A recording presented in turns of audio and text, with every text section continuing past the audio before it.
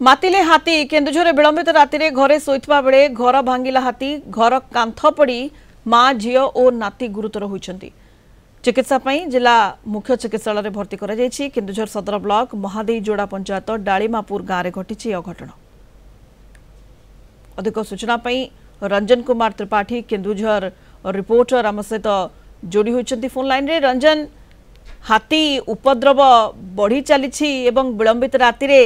हाथी घर भांगिबा फल कांथ पड़ी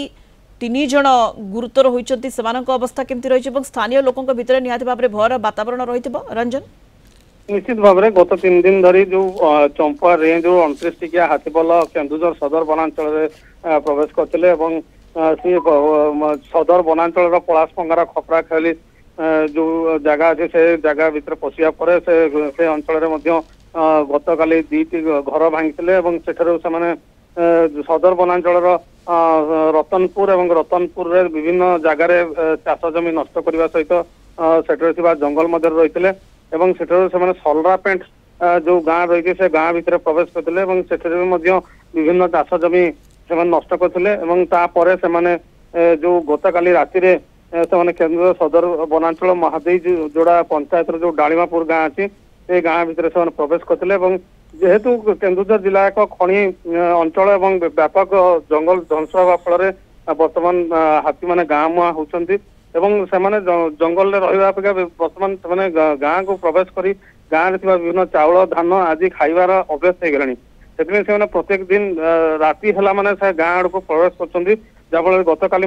एक घटना घटता जहाँकि डालीमापुर गाँव में विलंबित राति हाथी चाउल एवं धान खाइबापी गाँ भीतर प्रवेश करता से समय जो 3 जन माँ झील एवं नाती जो शोइथबा अवस्था हाथी आसते हाथी घर जो भांगिले घर कांथ पड़ी माँ एवं झील गुरुतर रही बेले नाती अल्प बची जाते खबर पाई संगे संगे वन विभाग पक्षर पहुंचले स्थानीय लोक मैंने हाथी को घोड़ेवा सहित ये जो माँ झील और नाती को संगे संगे एक बोलेरो गाड़ी रे जिला मुख्य चिकित्सालय को आनी बर्तमान अवस्था स्वास्थ्य अवस्था ठीक जना पड़ी। धन्यवाद Ranjan Tripathi Keonjhar reporter phone line रे अधिक सूचना देते।